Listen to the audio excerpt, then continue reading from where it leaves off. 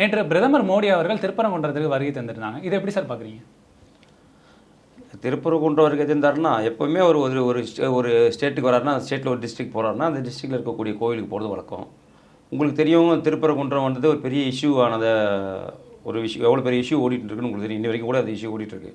அப்போது நானும் வருவேன் திருப்பரங்குன்றம், உன்னால் என்ன பண்ண முடியும்? நீங்கள் தானே சொல்கிறீங்க திருப்பரங்குன்றத்தில் பாஜக உள்ளே நுழைஞ்சாக்கா அது வந்து ஒரு கலவரமாக மாறிடும், அது வந்துட்டு ஒரு மதவாத சக்திகள் இங்கே இடம் கிடையாது. இப்போ பிரதமர் வந்தார், முடிஞ்ச 144 போட வேண்டியதானே? முடிஞ்சால் போட வேண்டியதானே 144? ஏன் போடாமல் வச்சுருந்தீங்க? நீங்கள் முதல்ல என்ன பண்ணீங்க?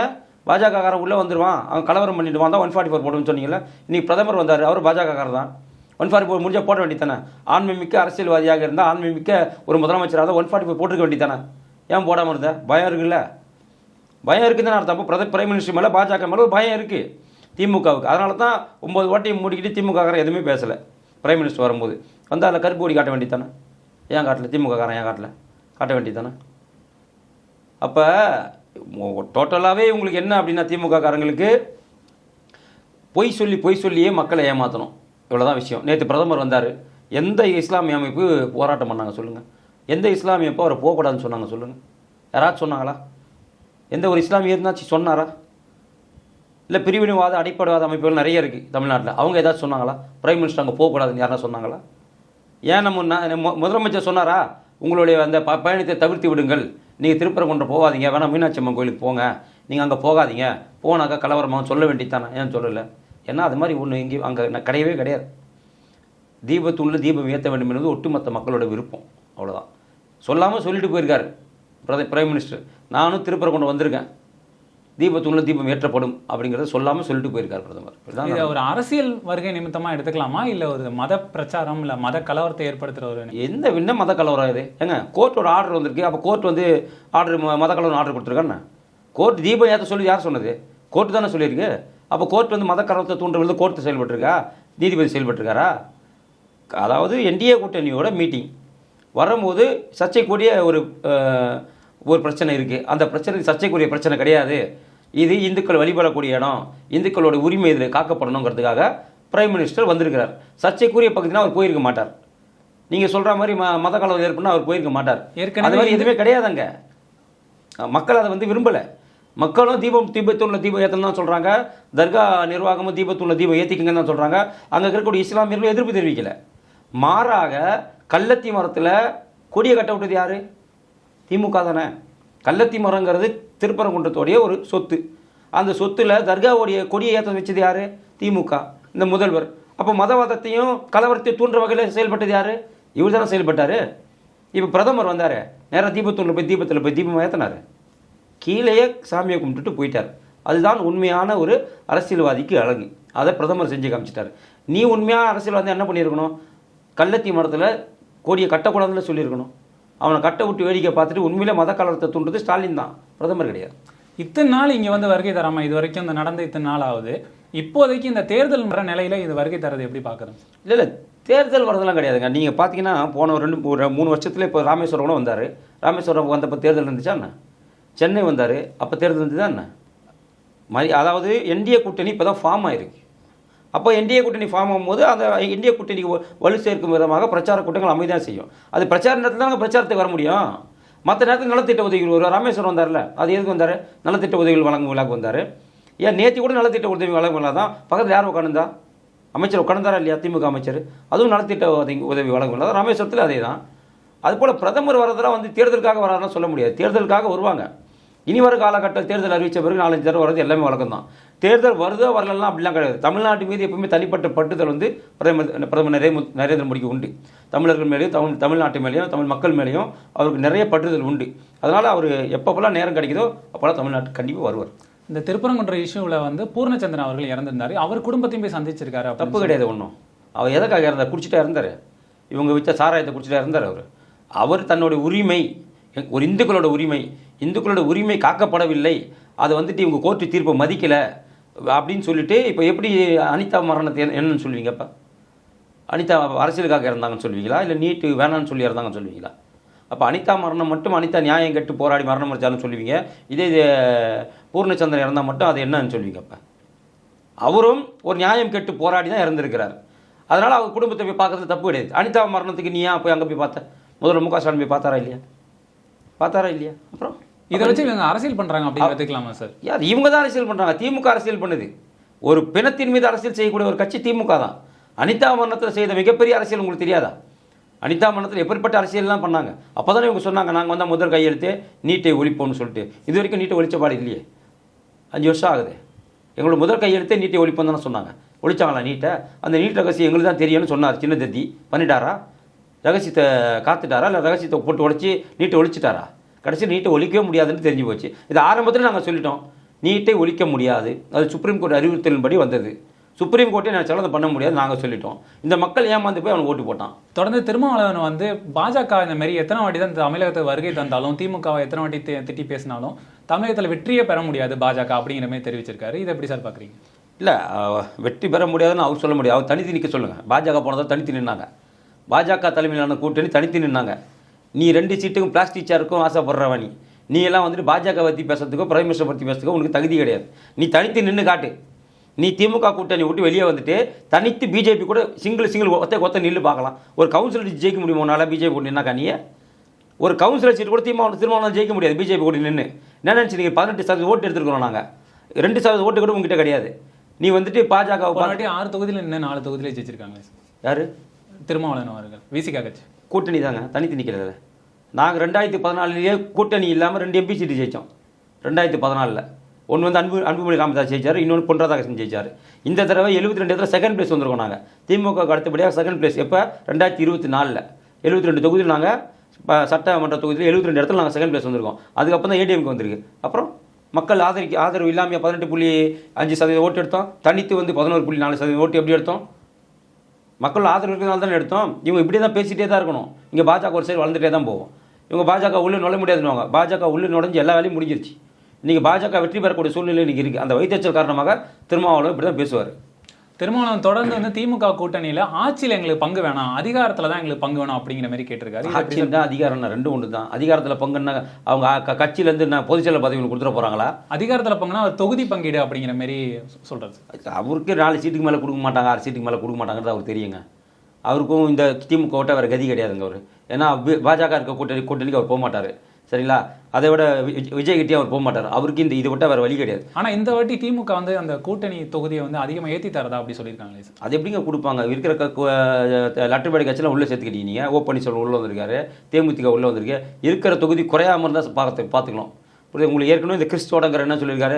25 தொகுதியெலாம் கொடுத்தா நாங்கள் வாங்கிக்க மாட்டோம், அதுக்கு மேலே வேணும்னு சொல்லியிருக்காரு. 10 பார்லிமெண்ட் சீட்டு அவங்களுக்கு கொடுத்தீங்க. ஒரு பார்லிமெண்ட்னாக 6 சட்டமன்ற தொகுதி சேர்ந்து ஒரு பார்லிமெண்ட், 6லேருந்து 5.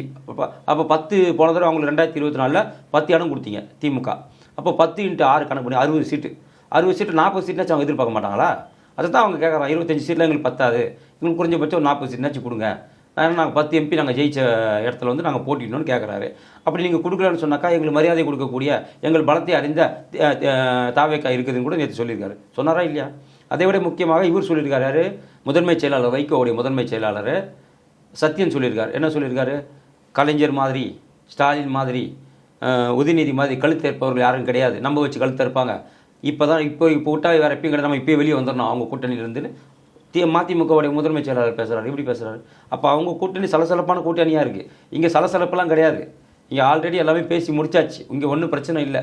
இன்றைக்கி 23,000 இடத்துல நிறைய நம்ம எடப்பாடி அவர்கள் தான் முதலமைச்சராக வர வேண்டும்னு நாங்கள் இன்றைக்கி பிரச்சாரம் பண்ணிகிட்டு இருக்கோம். இந்தியாவிலேயே ஒரு கட்சி, ஒரு மாநில கட்சியோடைய தலைவரை வந்துட்டு முதலமைச்சர் ஆக்குவோம்னு சொல்லிட்டு 23,000 இடத்துல ஒரு தேசிய கட்சிக்கு பேசியிருக்கோன்னா அது பிஜேபி மட்டும் தான். வேறு எந்த கட்சி எதுவும் பேசுறது கிடையாது. என்னதான் குழப்பம் எல்லாம் நிகழ்ந்துட்டு இருந்தாலும் அவங்க ஆல்ரெடி தொகுதி பங்கீடு எல்லாத்தையுமே முடிச்சிட்டாங்க சார். இப்போ தானே அதிமுக ஆரம்பிச்சிருக்காங்க. தொகுதி பங்கீடு எங்கே சார் முடிச்சாங்க? யார் லெட்டர் பேரில் அறிவிச்சிட்டாங்களா?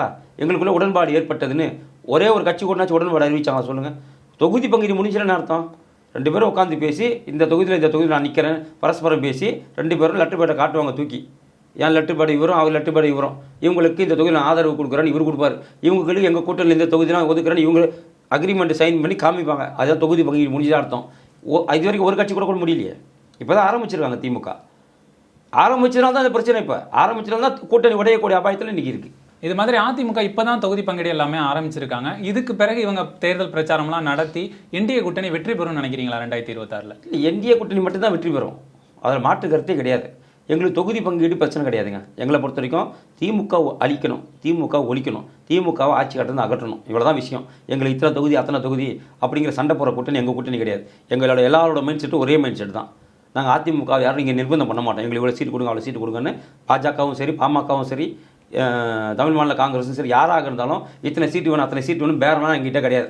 எங்களுக்கு ஒரே ஒரு குறிக்கோள், திமுக இருக்கக்கூடாது, திமுக ஆட்சி அகற்றப்பட வேண்டும். இதில் மாற்று கருத்தே கிடையாது. அதுக்காக 1-2 சீட்டு விட்டு கொடுக்கறதுக்கும் பாஜக தயாராக இருக்குது. அதுக்காக 1-2 சீட்டு கூட்டி கேட்டு வாங்கிறதுக்கும் பாஜக தயாராக இருக்குது. அதாவது எங்களுக்கு பொறுத்த வரைக்கும் திமுக வந்து வீழ்த்தணும், இவ்வளோதான்.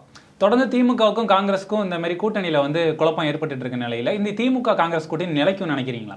இல்லை, அதான் சொல்கிறேன் நான். இன்றைக்கி வந்து கிறிஸ்டோடங்கிறது தான் வந்துட்டு பொறுப்பாளர் இங்கே காங்கிரஸோடைய தேர்தல் பொறுப்பாளர் அவர் தான். அவரே வந்துட்டு முன்னுக்கு பின் முரணாக தான் பேசுகிறாரு. அதை விட முக்கியமாக அவருடைய தலைவர் ராகுல் காந்தி இன்றைக்கி வந்து இப்போ அவருக்கு நேற்று பர்த்டேக்கு என்ன சொல்லியிருக்காரு, எப்பவுமே brother, my dear brother Stalin அவர்களும் பர்த்டேன்னு சொல்லுவார். நேற்று பிரதர்ன்ற வார்த்தை இல்லை, சகோதரன்ற வார்த்தையை எடுத்துட்டார். ஏன் எடுத்துட்டாரு? அப்போ அவரும் வந்துட்டு கொஞ்சம் கசப்பு தன்மையோடு தான் இருக்காருன்னு அர்த்தம். அப்போ ராகுல் காந்தியும் கூடுதலாக சீட்டு எதிர்பார்க்குறாரு. கண்டிப்பாக எதிர்பார்ப்பார். ராகுல் காந்தி இப்போ விட்டு எப்பயும் பேச முடியாது அவங்களால. இப்போ பேசியே ஆகணும். இப்போ கேட்டு பெற்றால் மட்டும் தான் முடியும். ஏன்னா இவங்களுக்கு அடுத்த ஆப்ஷன் இருக்குது. இவங்களுக்கு அடுத்த ஆப்ஷன் இருக்குது. போன வாட்டி 25 தொகுதி கொடுத்து 18 ஜெயிச்சிருந்தாங்க. இப்போ மேலும் கொடுக்கணும்னு நினைக்கிறீங்களா நீங்கள்? இல்லை, அவங்க என்ன எதிர்பார்க்குறாங்கன்னா, நாங்கள் 10 MP ஜெயிச்சிருக்கோம், ஒரு MP 6 சீட்டு, அப்போ 10 MP 60 சீட்டு, அந்த 60 சீட்டு 40 சீட்னாச்சும் கொடுங்கன்னு கேட்குறாங்க அவங்க. ஆனால் இவங்க நாங்கள் போன தடவை என்ன கொடுத்தோம் அதில் குறைவாக தான் கிடைக்கும், அதுக்கு மேலே கிடைக்காதுன்னு இவங்க சொல்கிறாங்க. ஆனால் நீங்கள் வந்தீங்கன்னா உங்களுக்கு துணை முதலமைச்சர் தரத்துக்கு நான் ரெடியாக இருக்கேன்னு யார் சொல்கிறா? தாவேக்கா சொல்கிறாங்க. காங்கிரஸ் வந்தால் துணை முதலமைச்சர் தரோம், நாங்கள் பாதி சீட்டை உங்களுக்கு கொடுக்குறோம் அப்படின்னு காங்கிரஸுக்கு இன்றைக்கி விலை பேசிக்கொண்டு காங்கிரஸ் இன்றைக்கி ஆசை காட்டி கொண்டு இருக்கிறாங்க தாவேக்கா. அதனால தான் தாவேக்காவை நம்பி இவங்க வந்துட்டு இன்றைக்கி இவங்ககிட்ட சண்டை போட்டுருக்காங்க திமுக கிட்ட. நீ இல்லைனா எனக்கு தாவேக்கா இருக்குது, அடுத்த ஆப்ஷன் இருக்குது அப்படிங்கிற எண்ணம் தான். ஆனால் திருமாவளவனுக்கு அடுத்த ஆப்ஷன் கிடையாது.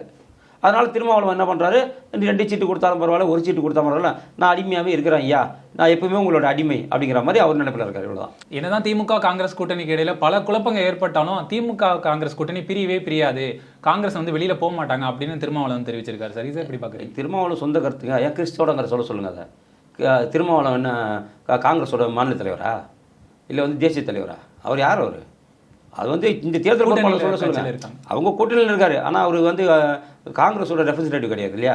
காங்கிரஸுக்கு யார் இப்போ அதிகாரப்பூர்வ பேச்சாளர்? யார்? கிறிஸ்தோடங்கர். அவர் என்ன சொல்கிறாரு, எங்களுக்கு 25 சீட்லாம் பத்தாதுங்கிறாரு, திமுக விமர்சிக்கிறாரு. திமுக காரன் காங்கிரஸ் விமர்சிக்கிறான், அமைச்சர்லேருந்து எம்எல்ஏலேருந்து எல்லாருமே காங்கிரஸ் விமர்சிக்கிறாங்க. ஒரு தொகுதிக்கு 3000 ஓட்டு கூட கிடையாது, இன்னைக்கு கேட்குறது நான் கொடுக்கணுமான்னு கேட்குறான் தளபதிங்கிற ஒரு எம்எல்ஏ. பத்தாக்குறைக்கு ராஜா கண்ணப்பா அவளை கேவலமாக பேசுகிறாரு காங்கிரஸை.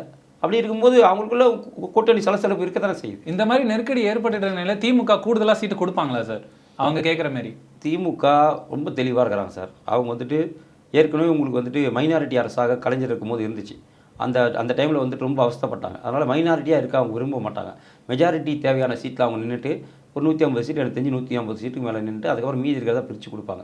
இன்றைக்கி இருக்கிற காலகட்டத்தில் சின்ன சின்ன கட்சிகள்லாம் சேர்ந்தால் கூட அவங்ககிட்ட கொடுக்கக்கூடிய நிலைமையில் சீட்டு இல்லை. இன்றைக்கி இருக்கிற கட்சிங்களுக்கு சீட்டு கொடுத்தாலே அவங்களும் 130 தொகுதியில் தான் நிற்கக்கூடிய நிலைமையில் தான் இன்றைக்கி இருக்கும். 100 தொகுதி வெளியே கொடுத்தாலும் 130 தொகுதி தான் வெளியே நிற்பாங்க. ஆனால் அந்த ரிஸ்க் அவங்க எடுக்க மாட்டாங்க. யாருன்னா 2 கட்சி கழட்டி ஒன்று தான் நினைப்பாங்க. அதுவும் காங்கிரஸை கழட்டி ஒன்றுங்கிறதுல ரொம்ப தெளிவாக இருக்கிறாங்க. திமுக அவங்களெல்லாம் இதெல்லாம் ஒரு வாய்ப்பு. 25 சீட்டு வேணாமல் வெளியே போ. ஏன்னா இன்றைக்கி யாருமே திமுகவில் இருக்கக்கூடிய யாருமே இது ஒரு பலு தான் நமக்கு, இது வேண்டாம், நம்ம முதுகில் சவாரி பண்ணுறவங்க இவங்களாம் நமக்கு எதுவும் லாபம் கிடையாது. திமுக காங்கிரஸுக்கு வந்து தமிழகத்தில் எதுவுமே இல்லைங்க, ஓட்டே கிடையாதுங்க.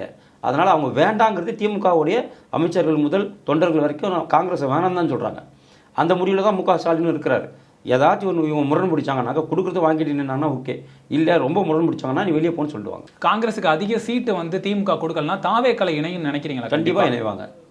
அதுக்கு நான் கூட போன வாரம் வரைக்கும் ராகுல் காந்தி ஒத்துக்க மாட்டார்னு நினச்சேன். எப்போ இந்த பிறந்தநாள் வாழ்த்துக்களில் மைடியர் பிரதங்கிறத எடுத்துட்டாரோ அப்பயே வந்துட்டு அவரும் வந்துட்டு கொஞ்சம் அதிருப்தியில் தான் இருக்கிறார் திமுக மேலேங்கிறது தெளிவாகிடுச்சு. தாவேக்காவுக்கு போனால் காங்கிரஸுக்கு எவ்வளோ சீட்டு சார் கிடைக்கும்? அவங்க கேட்குற சீட்டு கொடுப்பாங்க, குறைஞ்சபட்சம் 60 சீட்டுக்கிட்ட கொடுப்பாங்க. ஏன்னா வேறு யாருமே அவங்க கூட கூட்டணியில் இல்லைங்க. யார் இருக்கா கூட்டணியில்? தாவேக்கா கூட அவங்க என்னென்னமோ எதிர்பார்த்தாங்க, யாரோ வருவாங்கன்னு எதிர்பார்த்தாங்க. கடைசியில் யாருமே அவங்ககிட்ட போகல. ஒன்று ஏடிஎம்கே கிட்ட வராங்க, அப்படி இல்லைன்னா டிஎம்கே கிட்ட போகிறாங்க. தாவேக்கா நம்பி யாருமே போகலையே. கட்சி ஆரம்பிச்சோன்னா ஆட்சி பிடிச்சாலும் எல்லாருமே எம்ஜிஆர் ஆட முடியுமா சொல்லுங்கள்? அதனால் அவராலாம் வாய்ப்பே கிடையாது, ஜெயிக்க முடியாது. அவரோட அவர் தொகுதியில் அவர் ஜெயிக்கிறதே பெரிய விஷயம். அதுவும் அவங்களுடைய மனைவியோட இந்த அறிக்கைக்கு அப்புறம் இன்னும் ரொம்ப மோசமாக போயிடுச்சு அந்த கட்சி. அதுக்கு முன்னாடி கூட ஓரளவுக்கு ஏதோ நீங்கள் ஒரு 10% 8% ஓட்டு வாங்கன்னு நினைக்கலாம். என்னைக்கு ஒரு அவங்க குடும்பத்தில் எப்படி ஒரு சலசலப்பு ஏற்பட்டுச்சோ, என்னைக்கு ஒரு அதிருப்தி அவங்க குடும்பத்தில் இருக்குதோ, என்னைக்கு அவங்க மனைவி வந்து ஒரு பொது வழியில் வந்துட்டு இவ்வளோ மிகப்பெரிய ஒரு குற்றச்சாட்டு இது. இந்த மாதிரி எந்த பொம்பளையும் ஓட்டு போடுவாங்க சொல்லுங்கள் விஜய்க்கு? எந்த பெண் ஓட்டு போடுவாங்க? நீங்கள் ஒரு இல்லீகல் அஃபென்ஸில் இருக்குன்னு சொல்லிட்டு ஒரு மனைவி வந்துட்டு புகார் சொல்கிறாங்க. இந்த விவகாரம் ஓட்லையுமே பாதிக்கும்னு நினைக்கிறீங்க? கண்டிப்பாக பாதிக்கும், கண்டிப்பாக பாதிக்கும். ஏன் பாதிக்காது? கண்டிப்பாக பாதிக்கும். இன்றைக்கி படித்தவங்க ஓட்டு தான் இன்றைக்கி தமிழ்நாட்டில் ஜாஸ்தி. அப்போ யோசிக்க மாட்டாங்க அவங்க? கட்டின பொண்டாட்டியே உன்னை காப்பாற்ற வக்கில்ல, கட்டின பொண்டாட்டிக்கே நீ வந்து துரோகம் செய்கிறவன், நீ மக்களை எப்படி காப்பாற்றுவ, மக்களுக்கு எப்படி நீ வந்து உண்மையாக இருப்பேன்னு நினைக்க மாட்டாங்களா? ஆல்ரெடி நீ வந்து ஊழலோடு தான் உள்ளே வர. உன்னோட வாங்கின சொகுசுக்காருக்கும் வரி கட்டலை, வாங்கின பணத்துக்கும் வரி கட்டலை. அப்போது நான் ஆல்ரெடி ஊழலோடு உள்ளே வரும்போது நீங்கள் ஊழலை ஒழிப்பேன்னு சொல்கிற அதுவும் தப்பு, பெண்களுக்கு பாதுகாப்பாக இருப்பேன்னு சொல்கிற அதுவும் உன்னால் பண்ண முடியல. அப்போ எதை நம்பி மக்கள் உங்களுக்கு ஓட்டு போடுவாங்க? அப்போது விஜயை பொறுத்த வரைக்குமே வந்து 0 தான். அவர் நம்பி போகிறவங்களும் 0 தான். எங்களோட இணைந்து பல்வேறு கருத்துக்களை பகிர்ந்தமைக்கு நன்றி. நன்றி சார்.